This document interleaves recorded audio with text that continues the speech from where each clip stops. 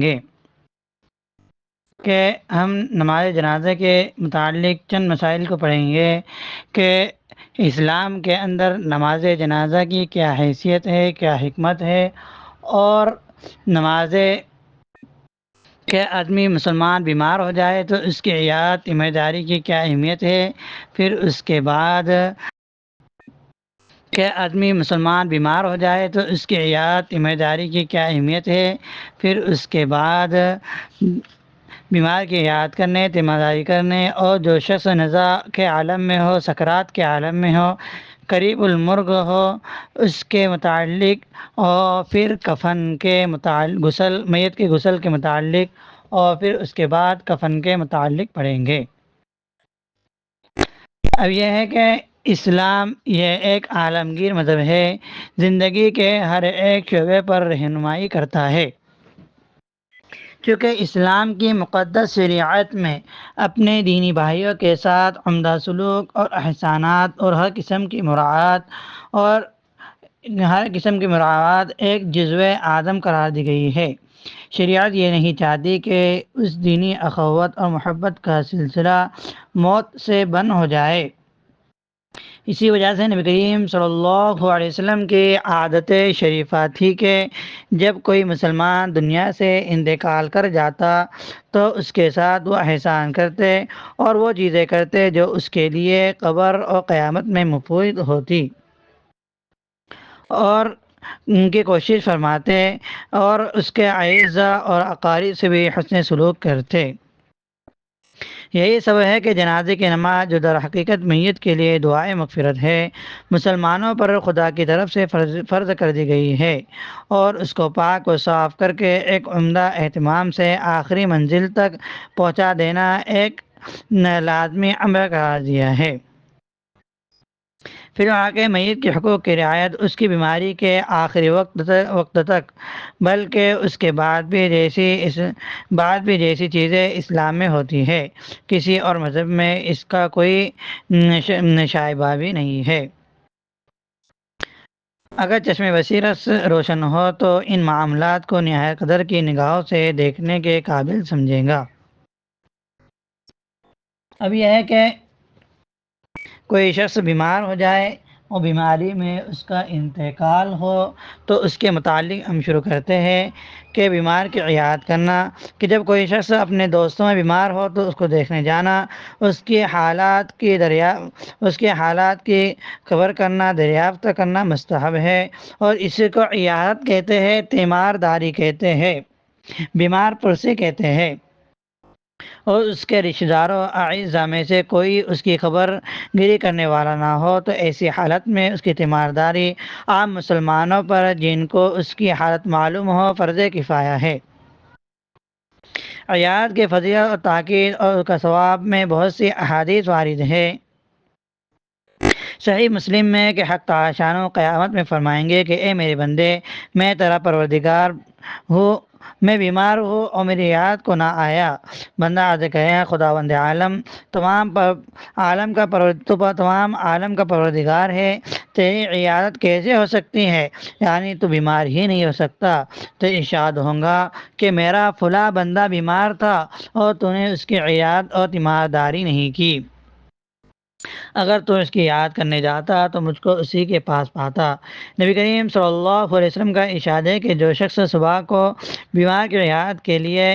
عیادت کرے اس کے لیے 70,000 فرشتے شام تک دعائیں مغفرت کرتے ہیں، اور جو شام کو اس کی یاد کرے اس کے لیے 70,000 فرشتے استغفار کرتے ہیں۔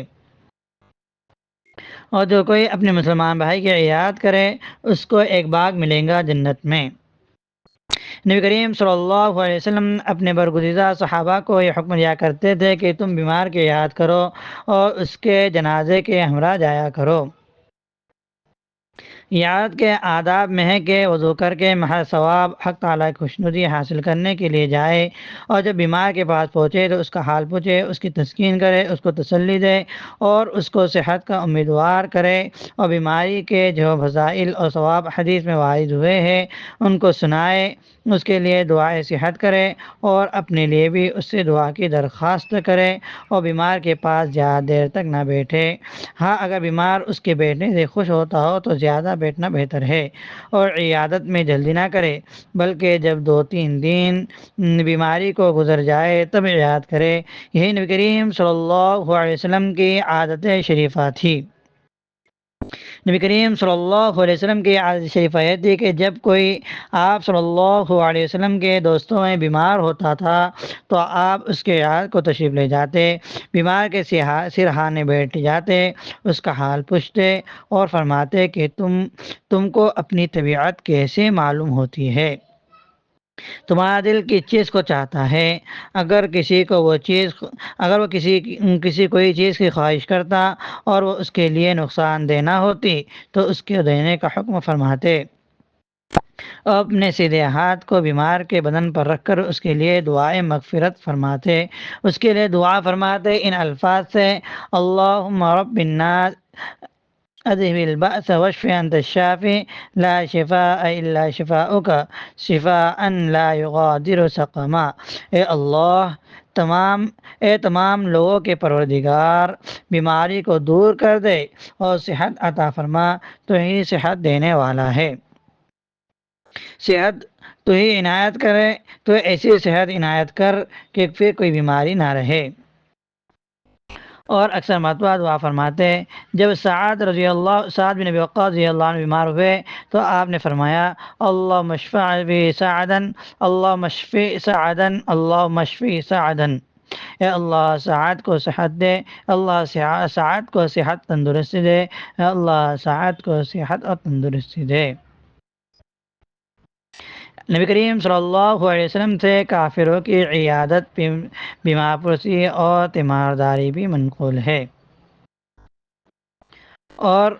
جو مسلمان بیمار ہو، خواہ اس سے کبھی ملاقات ہوئی ہو یا نہ ہوئی ہو، اس کی عیادت مسنون نہیں بلکہ حقوق صحبت سے ہے کہ جس شخص سے ملاقات ہو اس کی عیادت مسنون ہے، خواہ وہ مسلمان ہو یا کافر ہو۔ یعنی ہر ایک کی عیادت نہیں بلکہ جن سے جان پہچان ہو ان کی عیادت مسنون ہے۔ اب یہ ہے کہ کسی بیمار پر موت کی علامت ظاہر ہونے لگے تو مسنون یہ ہے کہ اس کا منہ قبلے کی طرف کر دیا جائے اور مریض دائیں پہلو پر لٹایا جائے، اور چیت لٹانے میں کوئی مذائقہ نہیں، اس طرح کے پیر قبلے کی طرف ہو۔ یہ سب صورتیں اس وقت مسنون ہے کہ مریض کو تکلیف نہ ہو۔ اگر تکلیف ہوتی ہو تو جس طرح اس کو آرام ملتا ہو اس طرح اس کو لٹایا جائے۔ اور اس وقت مستحب یہ ہے کہ کوئی شخص اس کے رشتہ داروں میں سے، دوستوں میں سے اس کو تلقین کرے، یعنی اس کے سامنے بلند آواز سے کلمہ طیبہ اشہد ان لا الہ الا اللہ اشہد ان محمد رسول اللہ پڑھے، یعنی میں گواہی دیتا ہوں کہ اللہ تعالیٰ کے سوا کوئی معبود نہیں اور محمد صلی اللہ علیہ وسلم اللہ کے بندے اور اس کے رسول ہے۔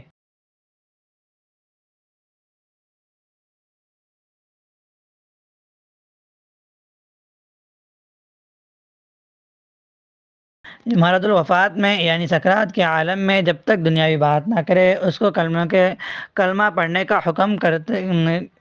کرتے رہے۔ بس جب جان کنی کا وقت مریض نے ایک بار کلمہ طیبہ کلمہ پڑھ لیا تو اب تلقین کرنے والے کو خاموش ہو جانا چاہیے، کیونکہ تلقین سے مقصد یہ ہے کہ آخری بات جو مریض کے بیمار کے منہ سے نکلے وہ کلمہ ہو۔ دم نکلنے تک کلمہ جاری رہنا ضروری نہیں ہے، دم نکلنے تک کلمہ پڑھتے رہنا ضروری نہیں ہے۔ پس اگر کلمہ پڑھنے کے بعد کوئی دینی بات بولے یا ذکر کرے تو کوئی حرج نہیں ہے۔ اگر دنیاوی بات بولے، مثلا کھانے پینے کو کہے یا استنجا کے لیے کہے یا کسی کی خیر خبر پوچھے تو دوبارہ تلقین کی جائے۔ یہ تلقین کرنا یعنی کلمہ پڑھنا یہ مستحب ہے۔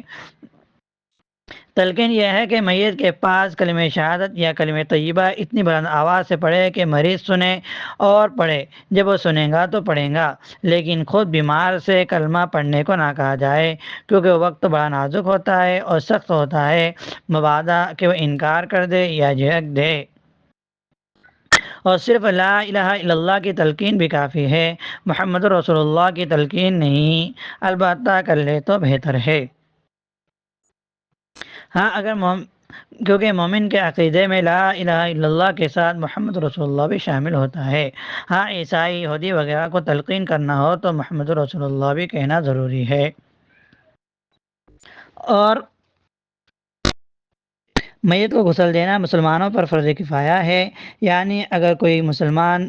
غسل دے دے تو سب سے ذمہ داری ادا ہو جائیں گی، اور اگر کوئی میت بے غسل دفن کر دی جائے تو تمام مسلمان جن کو اس میت کی خبر ہوئی تھی سب گنہگار ہوں گے۔ تو میت کو جب تک غسل دینا ممکن ہو غسل دینا ضروری ہے۔ بس اگر میت بغیر غسل قبر میں رکھ دیا گیا، ابھی مٹی نہ ڈالی، تو اس کو قبر سے نکال کر غسل دینا ضروری ہے۔ ہاں مٹی پڑ چکی ہو، اس کو دفن کر چکے ہو تو پھر غسل دینا نہیں چاہیے۔ اور میت کے کوئی عضو خشک رہ گیا اور کفن پہنانے کے بعد یاد آئے تو کفن کھول کر اس کو عضو کو دھونا چاہیے۔ ہاں اگر کوئی انگلی یا اس کے برابر کوئی حصہ جسم کا خشک رہ گیا اور کفن پہنانے کے بعد یاد آئے تو اس کو دھونے کی ضرورت نہیں ہے۔ اور پس اگر میت کو قبر میں اتار دیا تو جب تک مٹی نہ ڈالی ہو تو غسل دینا لازم ہے۔ اگر مردہ بہت زیادہ زخمی ہو یا اس قدر پھول یا سڑ گیا ہو کہ اس کا ہاتھ نہیں لگا سکتے یا ہاتھ لگانے سے خال اترنے کا خطرہ ہو تو باقاعدہ غسل ضروری نہیں، بلکہ ہاتھ لگائے بغیر اس کو صرف پانی بہا لینا کافی ہے، اور یہ پانی بہانا واجب ہے بشرطے کہ بہانا ممکن ہو۔ بلا نماز دفن کرنے میں قبر پر نماز اس وقت جائز ہے جب تک قبر میں لاش نہ پڑ چکی ہو۔ اور میت کو غسل مسنون مستحب طریقہ یہ ہے کہ میت کو کسی ایسے تخت پر لٹائے جو 3 یا 5 مرتبہ یا 7 مرتبہ کسی خوشبودار چیز سے دھونی دی جا چکی ہو۔ اس کے جسم اس کے سطر کو کسی کپڑے سے بند کر دے، چھپا دے، اور جو کپڑے اس کے بدن پہ ہو وہ بہت جلد آسانی سے اتار لی جائے، اور اس کو استنجا کرایا جائے۔ اس طرح نہلانے والا اپنے ہاتھ میں کپڑا لپیٹ کر اس کے خاص حصے اور مشترک حصے کو دھوئے۔ اس کے بعد میت کو وضو کرایا جائے۔ وضو میں کلی نہ کرایا جائے، ناک میں پانی نہ ڈالا جائے، اس لیے کہ پھر منہ اور ناک سے پانی کا نکلنا دشوار ہوگا۔ ہاں نہلانے والا اپنی انگلی میں کپڑا لپیٹ کر اس کے دانتوں کو اور ناک کے اندرونی حصے کو کپڑے سے صاف کر دے۔ صحیح یہ ہے کہ اس وضو میں سر کا مسح بھی کرایا جائے۔ جب وضو سے فراغت ہو تو اس کے سر میں اگر بال ہو تو مل لیا جائے، جس پانی سے سر ملا جائے اس میں کتنی مٹی جوش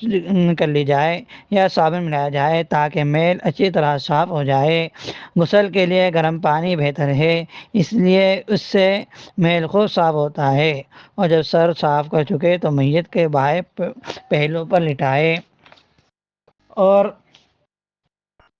تمام بدن پر پانی بہا جائے، اس قدر کے پانی تخت تک پہنچ جائے، اور یہ ایک مرتبہ غسل ہوا۔ پھر دوسری مرتبہ اس کو دائیں پہلو پر لٹا کر تمام بدن پر پانی بہا دے، پھر اس کو بٹھا کر آہستہ ملا جائے۔ پیٹ کو اس کے آہستہ ملے، پیٹ کو آہستہ رگڑے تاکہ پیٹ کے اندر سے جو گندگی ہے وہ نکل جائے، اور جو نکلتی اس کو دھوتے جائے۔ ڈبل سے دوبارہ اس کو غسل کرانا ضروری نہیں۔ پھر اس کے بعد اس کو بائیں پہلو پر لٹا کر تمام بدن پر پانی ڈالا جائے۔ پہلی مرتبہ خاص پانی سے یعنی صابن یا شیمپو کے پانی سے، دوسری مرتبہ اس پانی سے جس میں بیری کے پتے یا ختمی مٹی جوڑ دی گئی ہو، اور تیسری مرتبہ اس پانی سے جس میں کافور ملا جا ہو۔ تو یہ اس طرح غسل کیا جائے۔ جب غسل سے فراغت ہو جائے تو میت کا بدن کسی کپڑے سے خشک کر لیا جائے میت کا بدن کسی کپڑے سے سکھا لیا جائے تاکہ بدن کی تری سے کفن خراب نہ ہو، اور کفن کو زعفران یا دوس یا کسی عطر کی لبان وغیرہ کی دھونی دی جائے۔ اور اس کے بعد میت کے سر اور داڑھی میں خوشبو لگائے، اس کی پیشانی اور ناک اور دونوں ہاتھوں پر کونیوں پر کافور مل دیا جائے۔ میت کے بالوں میں کنگھی نہ کی جائے اور نہ ناخن یا بال، اور میت کے ناخن یا بال نہ کاٹے جائے، مونچھیں نہ کتری جائے۔ ہاں اگر کوئی ناخن ٹوٹ گیا ہو تو اس کے علیحدہ کرنے میں کوئی حرج نہیں ہے۔ اب میت کو نہلانے کی اجرت لینا جائز نہیں ہے۔ یہ اس وقت ہے جبکہ اگر جو نہلانے والا ہے اس کے علاوہ کوئی موجود نہ ہو تو نہلانے کی اجرت لینا اس کے لیے جائز نہیں ہے، کیونکہ یہ نہلانا اس پر فرض ہو جاتا ہے۔ ہاں اگر کئی لوگ نہلانے والے ہو تو پھر اس وقت وہ اجرت لے سکتا ہے، کیونکہ اس پر نہلانا واجب نہیں ہے، تمام لوگوں پر فرض کفایہ ہے، اور وہ تمام لوگوں کی جانب سے فرض کفایہ ادا کر رہا ہے، تو اس لیے وہ اجرت لے سکتا ہے۔ اور یہ ہے کہ نابالغ غسل کے اندر مرد میت کا غسل یہ رشتہ داروں کو ادا کرنا چاہیے، اپنے عزیز کو خود غسل نہ دے۔ دوسروں کے سپرد کرنا بے انتہائی بے مروتی اور بے غیرتی کی بات ہے۔ تو رہا سوال کے نہلانے کا طریقہ، تو اب یہ ہے کہ رشتہ داروں کے نہلانے کی بات جب آئی تو میاں بیوی کے تعلق سے جان لینا چاہیے کہ مرد کے مرنے کے بعد اس کی بیوی اس کو نہلا سکتی ہے، کیونکہ عدت میں ہونے کی وجہ سے اس کا نکاح باقی ہے، بشرطے کہ وہ بطلاق بائن میں نہ ہو، عدت میں نہ ہو، یہ طلاق کی عدت میں نہ ہو، بخلاف مرد کے کہ عورت کے مرنے کے بعد اس کو نہلا نہیں سکتے، بلا حائل یعنی کسی کپڑے کے بغیر اس کو چھو نہیں سکتا، البتہ اس کو دیکھ سکتا ہے، اس کا جنازہ اٹھا سکتا ہے، بوقت ضرورت قبر میں اتار بھی سکتا ہے، کیونکہ ان سب صورتوں میں کفن حائل ہو جاتا ہے۔ اب یہ ہے کہ قبر کے کسی آدمی کا کوئی شخص دریا میں ڈوب مر جائے اور جس وقت اس کو نکالا تو اس وقت اس کو غسل دینا فرض ہے، یعنی پانی میں ڈوبنا غسل کے لیے کافی نہ ہوگا، اس لیے کہ میت کا غسل دینا زندوں پر فرض ہے، اور ڈوبنے میں کوئی اس کا زندوں کا کوئی کام نہیں ہوا ہے۔ ہاں اگر نکالتے وقت غسل دینے کی نیت سے اس کو پانی میں حرکت دی جائے تو غسل ہو جائے گا۔ اس طرح میت کے اوپر بارش کا پانی برس جائے یا کسی طرح سے پانی پہنچ جائے تب بھی غسل دینا فرض رہے گا، اور کسی آدمی کا صرف سر کہیں دیکھا جائے تو اس کو غسل نہ دیا جائے بلکہ یوں ہی دفن کر دیا جائے، اور اگر کسی آدمی کا آدھا بدن سے زیادہ ملے تو اس کا غسل دینا ضروری ہے، خواہ سر کے ساتھ ملے یا بغیر سر کے ملے، اور اگر آدھا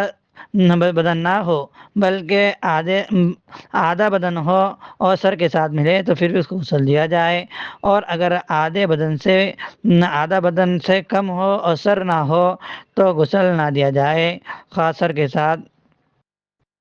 اور اگر آدھے بدن سے کم ہو سر کے ساتھ یا بغیر سر کے ہو تب بھی اس کو غسل نہ دیا جائے۔ اگر کوئی لڑکا پیدا ہوتے ہی مر جائے تو اس کا غسل دینا بھی فرض ہے، اور اگر مرا ہوا پیدا ہوا ہو خواہ اس کے سب اعضاء بن چکے ہو یا نہیں تو بہتر یہ ہے کہ اس کو غسل دیا جائے۔ اگر کوئی میت کہیں دیکھی جائے اور کسی قرین سے معلوم نہ ہو کہ مسلمان تھا یا کافر تو یہ دیکھا جائیں گے کہ اس کی لاش کہاں ملی ہے، اگر مسلمانوں کے محل میں ملی ہے تو مسلمان شمار کریں گے، اور کافروں کے محل میں ملی ہے تو کافروں میں شمار کریں گے۔ اور اگر پانی نہ ہو تو پھر تیمم کرا سکتے ہیں، یعنی یہ ہے کہ نامعلوم میت میں یعنی کوئی شخص اگر مرا ہوا ملے اور اس پر کوئی اسلام کی علامت نہ ہو تو اب اس کے لیے ہے کہ اس پر اسلام کی کوئی علامت دیکھیں گے یا قرینے سمجھیں گے کہ مسلمان ہے یا نہیں، یعنی اگر کوئی مردہ ملے اور معلوم نہیں کہ مسلمان ہے یا کافر تو اگر اس پر کوئی علامت مسلمان ہونے کی ہے، مثلا ختنہ ہونا، اسلامی لباس ہونا وغیرہ، تو اس کو مسلمان سمجھیں گے اور غسل دیں گے اور اس پر نماز جنازہ پڑھیں گے۔ اور اگر کوئی علامت نہ ہو، نہ اسلام کی نہ کفر کی، لیکن اگر وہ دارالاسلام میں یا مسلمانوں کے علاقے میں پایا جائے تو اس کا بھی یہی حکم ہے کہ اس کو غسل دیں گے اور اس پر نماز جنازہ پڑھیں گے، اور بغیر کسی علامت کے دارالحرب یعنی غیر مسلموں کے علاقے میں ملا ہو تو اس کو نہ غسل دیں گے اور نہ اس پر نماز جنازہ پڑھیں گے۔ اور اگر ایسا ہو جائے کہ مسلم اور غیر مسلم اموات کے جمع ہونے میں جب پہچان کی کوئی صورت نہ ہو تو اکثر کا اعتبار کریں گے، یعنی ان میں اکثر مسلمان ہو تو سب کو غسل اور کفن دیں گے اور سب پر نماز جنازہ پڑھیں گے، لیکن نیت مسلمانوں کی کریں گے، اور اگر مسلمانوں کے قبرستان میں دفن کریں گے۔ اور اگر اکثر کافر ہو تو نماز کسی کی نہیں پڑھیں گے، لیکن غسل و کفن سب کو دیں گے اور سب کو کفار کے قبرستان میں یا علیحدہ جگہ میں دفن کریں گے۔ غسل کی وجہ یہ ہے کہ مسلمان کا غسل واجب ہے اور کافر کا غسل فی الجملہ جائز ہے، پس واجب کو حاصل کرنے کے لیے جائز کا ارتکاب کریں گے، جائز کو بھی کر لیں گے، اور اموات کے برابر ہونے کی صورت میں احتیاطاً پہلی والی صورت پر عمل کریں گے۔ لیکن نماز کے متعلق بعض فقہا کا کہنا ہے کہ نماز ہر صورت میں خواہ مسلمان زیادہ ہو یا کم پڑھ لینی چاہیے، کیونکہ جب مسلمان کی نیت سے نماز پڑھی جائیں گی تو کفار پر نماز پڑھنا شمار نہیں ہوگا، بس یہاں نیت سے امتیاز کیا جا سکتا ہے۔ تو ہم نے آج کے سبق میں بیمار پرسی کے متعلق، یعنی بیمار کی عیادت کے متعلق، اور پھر سکرات کے عالم میں نزا کے عالم میں اس کے متعلق، پھر اس کے بعد ہم نے میت کو غسل دینے کے متعلق پڑھا ہے، اور انشاء اللہ تعالی ہم میت کے کفن کے اور نماز جنازہ کے متعلق پڑھیں گے۔